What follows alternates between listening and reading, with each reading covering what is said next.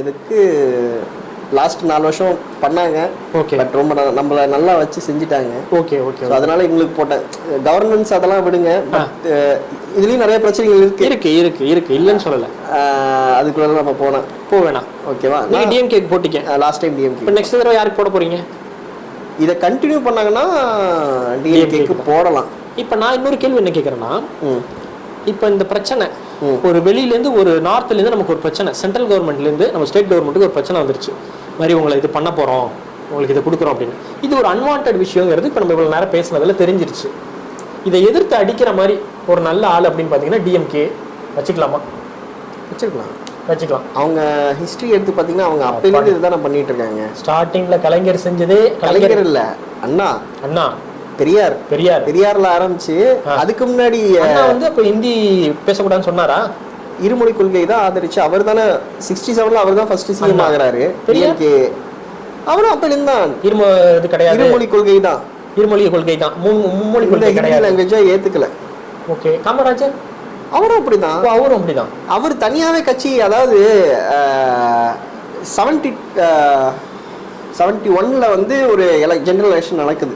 1971ல அந்த எலெக்ஷன்ல பாத்தீங்கன்னா காமராஜர் வந்து தனியா தான் வந்து காங்கிரஸ் கட்சியை விட்டு தனியா தான் வராரு. ஏன்னு கேட்டாக்கா நிறைய விஷயங்கள் இன்டர்னல் பாலிடிக்ஸும் நிறைய இருந்தது. ஏன் அவர் தனியா வர்றாருனாக்கா மெயின் திங் ஹிந்தி, ரெண்டாவது திங் வந்து அப்ப ஆரம்ப நிலை ஸ்கூல்ஸ் எல்லாத்தையுமே ஸ்டாப் பண்ணாங்க. அந்த ஒரு காண்டு இருந்தது. பக்தவச்சலம் பீரியட்ல. பக்தவச்சலம் வந்து 1965ல சிஎம் ஆகுறாரு. அவர் வந்து இவரு ஏத்தி விட்டாரு. காமராஜர் நிறைய கல்வியை திறந்து விட்டாரு. திருப்பி இவர் என்ன பக்தவச்சலம் வந்தப்ப நிறைய ஸ்கூல்ஸ் வந்து மூடிட்டு வந்துட்டு இருந்தாரு. திருப்பி அண்ணா வந்தாலும் திருப்பியும் எல்லாருக்கும் ஒவ்வொரு இத்தனை இதுல வந்து வரணும்னு சொன்னாரு. அதை இன்னும் சுலபமாக்குனது வந்து கலைஞர் இன்னும் சுலபமா நிறைய பண்ணாரு. கலைஞர் முத அந்த கண்ணுல போய் அடிபட்டுச்சு, ரயில்வே ஸ்டேஷன்ல போய் படுத்துக்கிட்டாரு. அந்த இதெல்லாம் என்ன கண்ணுல அடிபட்டதெல்லாம் தெரியல சார். ரயில்வே இதுல ட்ராக்ல போய் படுத்தாரு. அது எதுக்கு, என்ன காரணம்? என்ன ஹிந்தி எதிர்ப்பு, ஹிந்தி கொள்கைக்காண்டி தான். ஓகே. இத்தனை பேர் இந்த ஹிந்தி உள்ள வரக்கூடாது அப்படின்னு சொல்றாங்க. ஆமா. அப்ப இதுல என்னமோ நமக்கும் அறியாத ஒரு விஷயம் இருக்கு. நமக்கும் மரியாதைலாம் இல்லை சார். நான் தான் உங்கள்கிட்ட தெளிவா சொல்றேனே. அதாவது ரொம்ப அழகான லாங்குவேஜ் சார். நிறைய பேர் சொல்லியிருக்காங்க. என்னோட மச்சான் வந்து ராஜஸ்தான் அந்த சைட்லாம் நிறைய போயிருக்காங்க, வேலைக்கு போயிருக்காங்க. ஓகே. விசிட் வச்சுங்களேன். விசிட். ஓகே. அங்க ராஜஸ்தானி அந்த லாங்குவேஜ்லாம் இருக்கு. அது ரொம்ப சூப்பரா அழகா இருக்குமா. அந்த போயிட்டு கேட்டா உங்களுக்கு வந்து தமிழோட அது அழகா இருக்கேன்ற அந்த அளவுக்கு அப்படி இருக்குமா அந்த ராஜஸ்தானி லாங்குவேஜோட போயிட்டுனா கவிதைகள் அதெல்லாம் அந்த அளவுக்கு இருக்குமா. ஆனா இன்னைக்கு ராஜஸ்தானியே சரியா பேச மாட்டேங்கிறாங்கிறது அப்படி அத இது பண்றப்ப எவ்வளவு கஷ்டமா இருக்குது. நாளைக்கு அதுதானே நம்மளுக்கு நடக்கும். Super super super super. இன்னைக்கு கன்னடா வந்து கிட்டத்தட்ட சரிவை நோக்கி போயிட்டு இருக்குது. அதை அவங்க திருப்பி கொண்டு வர்றதுக்கு என்னமோ பண்றாங்க. ஈவன் நம்ம எடுத்த ஸ்டெப்பை வந்து அக்னாலஜ் பண்ணி அவங்க அங்க பண்றாங்க. அது ரொம்ப பெரிய விஷயம். அதெல்லாம் இருக்கு. ஸோ அதனால தலைவர்கள் எல்லாம் இதை பண்ணதை இப்போ அடுத்தது ஸ்டாலின் இதை பண்றாரு. அடுத்தது உதயநிதியும் பண்ணுவாரு. பண்ணணும். இப்ப இந்த டிஎம்கேவை தவிர இப்ப டிஎம்கே ஆட்சியில இல்ல. இப்ப வந்து சீமான் இருக்காரு இந்த இடத்துல. இதை பண்ணுவாரா? இந்த அளவுக்கு இந்த மும்மொழி கொள்கையை இந்த அளவுக்கு அழகா ஹேண்டில் பண்ணி எதிர்த்து நாங்க ஏத்துக்க மாட்டோம் அப்படின்னு சொல்லுவாரா? சீமான் முதல்ல அதுக்கு தகுதியான ஆளா இல்ல கேக்குறேன். அந்த இடத்துல போட்டாச்சு, ஒரு லாஜிக்கா அப்படியே ஒரு மேஜிக்கா நடந்துருச்சு. என்ன பண்ணுவார் அவர்? சீமான் என்ன பண்ணுவாரு? அவரோட கொள்கையில வந்து நான் முரண்படவே இல்லை. ஓகே. அவர் தமிழ் தேசியம், தமிழர்கள் தான் ஆளணும், அதெல்லாம் ரொம்ப அழகா எடுத்துட்டு போறாரு. ஆனா அவர் அரசியல் பண்ற சில விஷயங்கள்லாம் இருக்கு. இன்னைக்கு நிறைய பார்த்துட்டு இருப்பீங்க. அவர் என்னென்னமோ மொழிலாம் பேசிட்டு இருக்காரு. என்னென்ன மொழியில பேசுறா? அவருக்கு நிறைய மொழி தெரியுமா? இல்ல, கெட்ட வார்த்தைகளை தான் நான் அப்படி சொல்றேன். ஓ ரைட் ரைட் ரைட். ஓகேவா? கண்டிப்பா சார். நிறைய அந்த மாதிரி பேசுறாரு. அவரை வந்து ஃபாலோ பண்ற நிறைய பேர் யங்ஸ்டர்ஸ் இருக்காங்க. கண்டிப்பா. அவர் ஐடியாலஜிக்கலா அவரை பார்த்து திருந்த வேண்டியவங்க. அவரை பார்த்து நிறைய பேர் இன்னும் அதிகமா பேசுறானுங்க. இது இன்னொரு டாபிக்கை கூட நீங்க எடுத்துட்டு போங்க சார். என்னன்னா கெட்ட வார்த்தை அதிகமா யூஸ் பண்றாங்க சார். அவ்வளவுதான் ஒரே வார்த்தையில. ரொம்ப அவங்க மட்டும் இல்ல, இந்த ஜெனரேஷன்ஸ்ல வந்து எல்லா இடத்துலயுமே எங்க போலாம் சில வார்த்தைகள்லாம் இருக்கு. நீங்க பிளர் பண்ணிக்கங்க இந்த வார்த்தையெல்லாம். சொல்லுங்க. ஓத்தா, உண்ட, இதெல்லாம் இருக்கு. இன்னும் மோசமா இருக்கும். இந்த மோசமான வார்த்தைகளை அவங்க சரமாரியா பேசுறாங்க, சரளமா பேசுறாங்க. சார் ஹிந்தி கத்துக்க கூடாதுன்னு சொன்னீங்க, இந்த கெட்ட வார்த்தை பேசுறதுனால என்ன பிரச்சனை? இல்ல நீங்க அதான் இத நீங்க தனியா தனி டாபிக். சரி, அப்ப சீமான் ஒத்து வர மாட்டாரு. எங்க சீமான் வந்து அவரு இல்ல சீமான் வந்து இந்த இருமொழி கொள்கை கரெக்ட்னு அவர் சொல்லணும். சொன்னார்ல. அவர் எங்க சொல்றாரு? அவரு தான் வந்து பிஜேபி வந்து சரி இருமொழி கொள்கை எதிர்க்கிறாரு. அடுத்த பாயிண்ட் என்ன சொல்றாரு, டிஎம்கே இந்த ஸ்கூல் நடத்துறப்ப அவங்க அந்த ஸ்கூல்ல வந்து ஹிந்தி இருக்குல்ல, அப்ப அதையும் நிப்பாட்ட சொல்லுங்கன்னு சொல்றாங்க. நடத்துறாங்களா? என்னது? நிறைய மினிஸ்டர்ஸ் நடத்திட்டு இருக்காங்க சார். சரி, அதுல நீங்க பிரைவேட் ஸ்கூல் நடத்துறாங்க, ஸ்கூல் நடத்துவாங்க, காலேஜ் நடத்துவாங்க. அந்த ஸ்கூல்ஸ்ல ஹிந்தி இருக்கு. என்ன சார் ஆப்ஷனல் லாங்குவேஜா? ஆப்ஷனல் லாங்குவேஜா? நல்லா கேட்டுங்க, ஆப்ஷனல். படிச்சாலும் படிக்கலாம், படிக்காமலும் இருக்கலாம். ஓகேவா? சொல்லிட்டு சொல்லாட்டி விட்டுருவோம். ஒட்டுமொத்த ஸ்கூலுக்கே 2 ஹிந்தி டீச்சர் தான் இருக்காங்க. பரவாயில்ல தானே? இருக்கட்டும் சார். ஆனா மேக்ஸிமம் பாத்தீங்கன்னா இதை பிளர் பண்ணீங்க. ஹிந்தி டீச்சர்ஸ்லாம் கொஞ்சம் அழகா இருப்பாங்க தெரியுங்களா? அது ஏன் ஹிந்தி டீச்சர்ஸ் அழகா இருக்காங்க? இது என்ன சொல்றது? நம்ம இது போடலாமா? என்ன இல்ல இது போட வேணாம், இது வேணாம். ரொம்ப நிறைய நம்ம பேசிட்டு இருக்கோம். நம்ம வேற விஷயங்கள் பேசுறப்ப இந்த டாபிக் எடுத்துட்டு போனா வேற மாதிரி ஆயிடும். இப்படிதான் சார் திசை திருப்புறாங்க. அதுக்கு தான் சொல்ல வந்தேன், மத்தபடி ஒண்ணும் கிடையாது. இப்படிதான் அவங்களும் பண்ணிட்டு இருக்காங்க. சரி, அப்ப சீமான் இந்த பாயிண்ட் இல்ல அவங்களோட நிலையை வந்து கரெக்டா சொல்லணும். நான் வந்து இந்த இருமொழி கொள்கையை தான் ஆதரிக்கிறேன், இதுக்கு நான் கவர்மெண்ட்டுக்கு சப்போர்ட்டா, இதுக்கு மட்டும் நான் கவர்மெண்ட்டுக்கு சப்போர்ட்டா நிக்கிறேன் அப்படிங்கிறத ஆணித்தரமா, ரொம்ப நம்பிக்கை தரமா நாத்தாக்கவும் சரி, ஏடிஎம்க்கும் சரி, டிவிக்கும் சரி, மற்ற எல்லா கட்சிகளும் சரி சொல்லணும். சொன்னா அவன் என் கட்சி நடத்துறது நான் ஏத்துக்கிறேன். இல்லை சார், இப்போ நீங்கள் சொன்னதுலேருந்து ஒரு பாயிண்ட் ஒன்று வரேன். Let's come to the conclusions. Yes, okay. Central government அது ஒரு மிகப்பெரிய பவர். ஓகேங்களா? ஒரு மிகப்பெரிய பவர் அது. அதில் வந்து பல முதலைகள் இருக்காங்க. ஆமாம், ஓகேங்களா? அதே போல் சப்போர்ட்டும் நிறையா வச்சுருக்காங்க, ஆட்கள் நிறையா வச்சுருக்காங்க. அவங்க எல்லாரும் ஒன்றா நாங்கள்லாம் சண்டைக்கு தயார் அப்படின்னு சொல்லிட்டு தமிழ்நாட்டுக்கு வந்தால் நம்மளால சமாளிக்க முடியாது. ஏன்னா அந்த அளவுக்கு ஆட்கள் இருக்காங்க அவங்கள்ட்ட. ஓகேங்களா? இப்படி வச்சுப்போம், நபர் அதிகம் இல்லை. ஆண்டவனே என் பக்கம் இருக்காண்டா அப்படின்னு சொல்லிட்டு நம்ம பண்ணலாம். அது அடுத்த விஷயம். நமக்கு சித்த தன்மையெல்லாம் தெரியும். இல்ல, ஆண்டவன் மேல நம்பிக்கை அந்த அளவுக்கு இல்ல, கிடையாது. சோ இப்படி இருக்காங்க. அப்போ இந்த சைடுல நம்ம வந்து இப்ப நம்ம பழனிசாமி இருக்காரு பாருங்க, அவரு மாதிரி வந்து சைலண்டாவே இருந்தோம்னா நல்லா இருக்கு, வேலைக்கு ஆகாது. எதிர்த்து இல்ல சார் இது ஒத்து வராது அப்படின்னு சொல்லிட்டு ஒரு மாணவன் எதிர்த்து நீச்சல் அடிக்கும் ஒரு மாணவனாக அந்த இடத்துல ஒரு சிஎம் நமக்கு தேவை. இப்போ ஸ்டாலின் வந்து அதை பண்ணிட்டு இருக்காரு.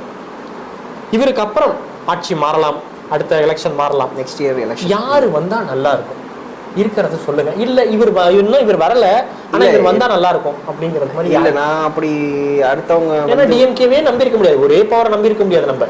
இப்ப இவங்க அடிக்கிறாங்க, ஓகே, அதுவும் தப்பு. மாற்று அடுத்தடுத்த கட்சி இப்ப ஜெயலலிதா கலைஞர் இருந்தப்ப அது மாறிக்கிட்டே இருந்தாங்க. ஓகே, ஆமா. அந்த பீரியட்ல வந்து நிறைய விஷயங்கள் வந்து தமிழ்நாட்டுல வந்து நல்லதும் நடந்திருக்கு, கெட்டதும் நடந்திருக்கு. பட் நல்லது நிறையவே நல்ல டெவலப்மெண்ட் வந்து ஒரு இன்ஃப்ராஸ்ட்ரக்சர் டெவலப் பண்ணாங்க. ஓகே, அந்த விஷயங்கள்லாம் தமிழ்நாட்டுக்கு ரொம்ப ஒரு யாரு ஏடிஎம்கே டிஎம்கே ரெண்டுமே. ஆமா சார், ஒத்துக்க வேண்டிய விஷயம் தான். ரொம்ப முக்கியமான பீரியட். அந்த முக்கியமான பீரியட்ல கரெக்டான விஷயங்கள் இவங்க 2 பேருமே பண்ணியிருக்காங்க.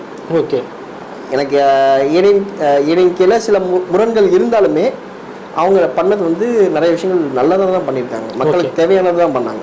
Sir, coming to the point, இப்போ ஏடிஎம்கே போயிடுச்சு சார், அதான் உண்மை. அப்படி நான் சொல்ல முடியாது. ஓகேங்களா? என்ன வரல, ஒரு கம்பேக் கொடுக்கணும், கம்பேக் ஏடிஎம்கே அப்படின்னு ஒரு கம்பேக் கொடுக்கணும்னு வச்சு கண்டிப்பா வந்து என்னைக்குமே டிஎம்கேக்கு மாற்று ஏடிஎம்கே தான், ஏடிஎம்கேக்கு மாற்று டிஎம்கே தான். இந்த விஷயம் வந்து என்னைக்கு உடையுன்னு கேட்டா, 3வது பவரா இருக்கிறவங்க கொஞ்சம் ஜாஸ்தியா வந்து அரசியல் பண்ணணும். அரசியல் பண்ணணும்னா நிறைய ஸ்பீக் அவுட் பண்ணணும். சும்மா வந்து அவங்களோட கட்சி இதுல மட்டும் பேசிட்டு இருக்க கூடாது. இல்ல, நீங்க சொல்றது ரைட்டு, கரெக்டா பேசணும். ஆணித்தரமா அவங்களோட இதை சொல்லணும். சும்மா லூசுத்தனமா கத்திட்டு இருக்கு சார். டிஎம்கே இஸ் பவர் தான் சார், அதுல மாற்றுக்கிறது இல்லை. ஏடிஎம்கே எங்களை பொறுத்த வரைக்கும் இப்போ நாங்கள் பாமரர்களை பொறுத்த வரைக்கும் அவங்க கட்சியெல்லாம் பொழந்துட்டாங்கப்பா, முன்னாடி மாதிரி இல்லப்பா. அவரு எம்ஜிஆர் இருந்தபோது ஒரு சூப்பரு, அம்மா இருந்தபோது ஒரு சூப்பரு, இப்போ யாருப்பா இருக்கா அப்படின்னு பாமரர்கள்லாம் இப்போ மனசு கலைஞ்சு போச்சு. ஓகேங்களா, எங்களுக்குலாம் கலைஞ்சு போச்சு. இப்போ நான் கலைஞ்சதை சொல்றேன், மைட் பி அது கலையாம இருக்கலாம். எங்க மனசுல இருக்கிறத சொல்றேன், மெஜாரிட்டியான மனசுல இருக்கிறத சொல்றேன். நீங்க டாபிக் மாறிட்டீங்க, மும்மொழி கொள்கையில இருந்து வேற இல்ல. அதான் மும்மொழி கொள்கைக்கு தான் வரேன். அதாவது அதை அடிக்கிறது இப்ப ஸ்டாலின் கரெக்டா அடிச்சிட்டு இருக்காரு. நான் அதுதானே சொல்றேன். நான் வந்து இல்ல இதை சொல்லிக்கிறேன், அவர் அடிக்கிறது ஸ்டாலின் அடிக்கிறாரு.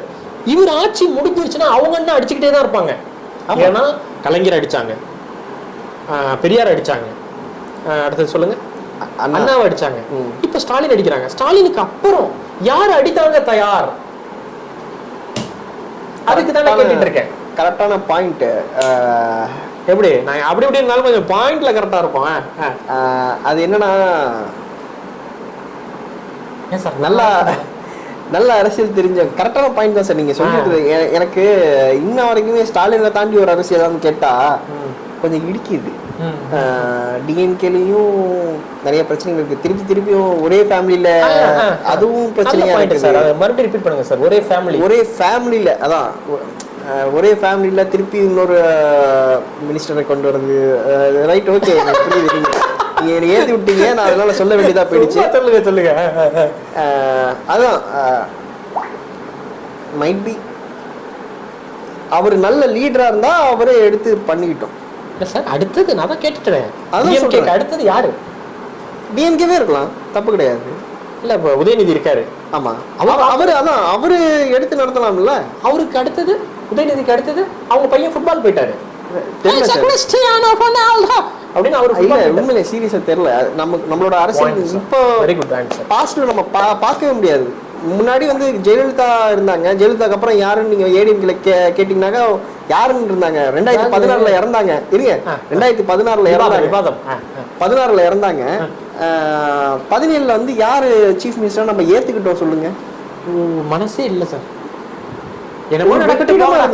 எப்படியோ 2 வருஷம் சுத்தமா வெற்றிடமாவே இருந்தது. ஆமா, என்னதான் வந்து எடப்பாடி பழனிசாமி வந்து அந்த இதுல இருந்தாலுமே ஒரு வெற்றிடமா தான் இருந்தது. அதுக்கப்புறம் ஒரு 2019 அப்புறம் கொஞ்சம் பரவாயில்லன்னு சொல்லலாம். நிறைய விஷயங்கள்லாம் எடுத்து போட்டார். அந்த நம்ம விவசாய பூமியை வந்து அந்த எண்ணெய் இருக்கக்கூடாது, அந்த இதெல்லாம் சட்டத்தெல்லாம் கொண்டு வந்து போட்டு இது பண்ணாரு. அப்புறம் 20% தமிழ் டிஎஸ்டிஎம் படித்தவங்க 20% ஒதுக்கீடு, இதெல்லாம் வந்து அவர் எடுத்த நல்ல மூவ் அதெல்லாம் சார். ஆனால் உண்மையை சொல்கிறேன், ஏதோ ஒரு பேச்சு பேசணுங்கிறதுக்காண்டி இல்லை. அவர் டயத்தில், அதாவது எடப்பாடி அவர் வந்த நேரத்தில் அவரால் முடிஞ்ச பெஸ்ட்டை கொடுத்தாரு சார். இல்லை அது சொல்ல முடியாது சார். ஓரளவு அவருக்காண்டி முடிச்சதை கொடுக்கலாம். ஏன்னா நான் அவரை ரொம்ப திட்டேன், கொஞ்சம் அவருக்கு கொஞ்சம் பேர் கொடுத்துக்கிறேன். பேலன்ஸ்ட் ஸ்டேட், சரி, ஓகே, அவர் பண்ணாரு. இப்போ முடிஞ்சிருச்சு சார், இவங்க முடிஞ்சாச்சு. இப்போ வந்து ஸ்டாலின் வந்து என்ன பண்ணுறாரு, ஹிந்தியை மறுபடியும் திருப்பி அமுச்சு விட்டுறாரு. நம்ம பழைய தலைவர்கள் மாதிரியே ஸ்டாலினுக்கு அப்புறம் அவங்க வந்து வேற ஆளு, குமித் ஷான்னு ஒருத்தர் வராரு, டாடின்னு ஒருத்தர் வராரு.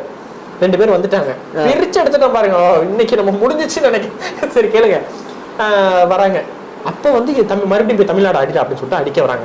கண்டிப்பா வரும் சார், வரும், கண்டிப்பா வரும். இதுக்கப்புறமும் வந்துகிட்டே தான் இருக்கும் அந்த பிரச்சனைகள். வந்துட்டு என்னைக்கு அவங்களோட நோக்கம் வந்து ஒன்னே தான், one nation, one election, one language, ஒரே மக்கள், இதுதான். ஒன்றே குலம் ஒருவனே தேவன் நம்ம சொல்றோம். அதே மாதிரி ஒன்றே மொழி அப்படின்னு சொல்லிட்டு முடியாது, புது மொழி ஆரம்பிக்கலாமே. முடியாது சார். இன்னைக்கு தமிழ் லாங்குவேஜ் வந்து அழியாம நல்லா கேட்டுக்கங்க, அழியாம கிட்டத்தட்ட 5000 வருஷம் தாண்டி பேசிட்டு இருக்கோம் தமிழ் மொழி. சார் இந்த நிறைய இடர் மொழிகள் அதெல்லாம் உள்ள சேர்ந்து தான் இருக்கிறனால தூய தமிழ்லாம் நம்ம ஒன்றும் பேசல. ஓகே, தமிழ்னு ஏதோ ஒரு ஃபார்ம்ல உயிரோட இருக்கு. எத்தனையோ மொழிகள் அழிஞ்சு போயிருக்கு சார், நிறைய மொழிகள் இருக்கு. நார்த்ல மட்டும் இல்லை, இங்க சவுத்துல கூட ஒரு துளு லாங்குவேஜ்னு சொல்லுவாங்க. இங்க அதை வந்து ரொம்ப கம்மியான பேர் தான் பேசுறாங்க. ஊட்டியில வந்து இந்த ஊட்டி இன மக்கள், அந்த கிராம மக்கள் தோடாஸ், அந்த அவங்களோட லாங்குவேஜ் வந்து ரொம்ப கம்மி தான். Okay okay okay. மலை இருந்தாலும், மலை ஜாதியா இருந்தாலும் அவங்க லாங்குவேஜ் இன்னும் ஏதோ பின்பற்றிட்டு இருக்காங்க. அந்த மாதிரி நிறைய லாங்குவேஜஸ் இருந்தது. 22 லாங்குவேஜஸ் தான் இன்னும் இருந்தது. இங்க நம்ம எர்த்து வந்து பிளாக் ஹோல்குள்ள போயிருச்சுன்னு வச்சுக்கோங்க, எல்லா லாங்குவேஜுமே அழிஞ்சிருந்தானே, எல்லாமே போயிடும் சார். அதனால தான் சொல்லிக்கிட்டு பிளாக் ஹோல் எங்க இருக்கு நம்ம கண்டுபிடிக்கணும். பிளாக் ஹோல் எங்க சார் இருக்கு?